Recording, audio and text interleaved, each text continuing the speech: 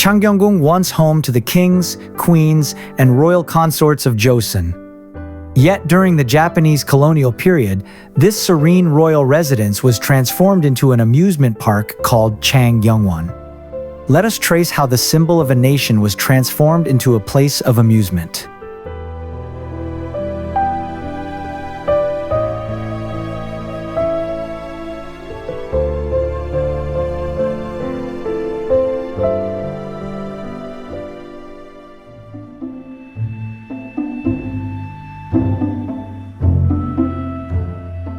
Changgyeonggung was built in 1483, the 14th year of King Seongjong's reign. Its origin traces back to Sugangung, a detached palace that King Sejong built for his father, King Taejong. King Seongjong expanded it greatly, naming it Changgyeonggung, and constructed major halls such as Myeongjeongjeon and Tongmyeongjeon, creating a residential palace for royal women and the Queen Dowager. Together with Gyeongbokgung, it formed one of the key royal sites in Seoul, symbolizing the daily life and inner world of the Joseon dynasty. After Emperor Seongjong ascended the throne in 1907, the palace began to change rapidly.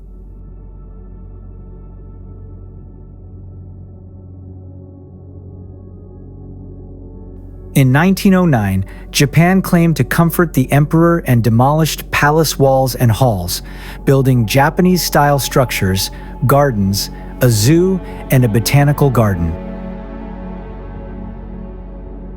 The royal farm was turned into a pond called Chundangji, and within the palace grounds, a museum for the royal Lee family was established.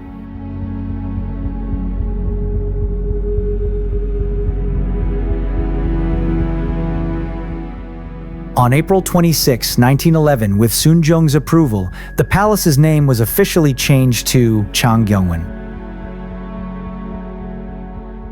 A royal residence had now become a public amusement ground. Many palace halls were torn down or repurposed.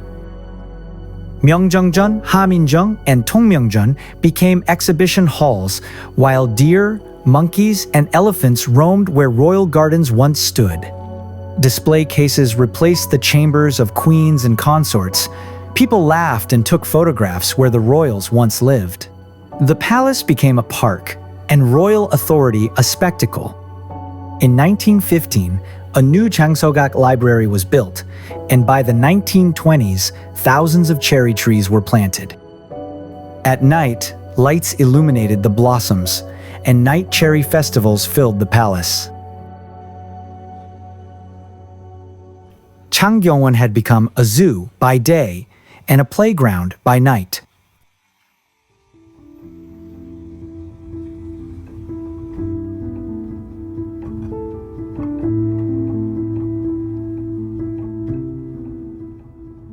This was more than entertainment. It was a calculated cultural strategy.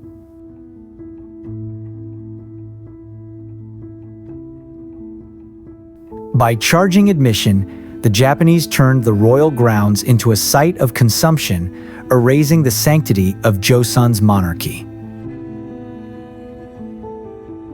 They trivialized the symbols of royal authority, replacing heritage with leisure to assert colonial dominance. In 1932, after Emperor Seongjong's death, Japan forced through the construction of a road between Changgyeonggung and Chongmyo Shrine, physically dividing the spaces of ritual and royal life. The palace was no longer a palace, it had become a park. Even after Korea's liberation, the name Changgyeongwon remained for decades.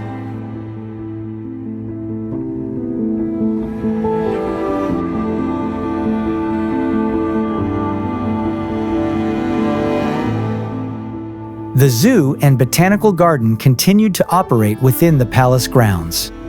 Only in 1983 did restoration finally begin. When Seoul Grand Park opened, the zoo and garden were relocated, and Changgyeonggung regained its original name and dignity.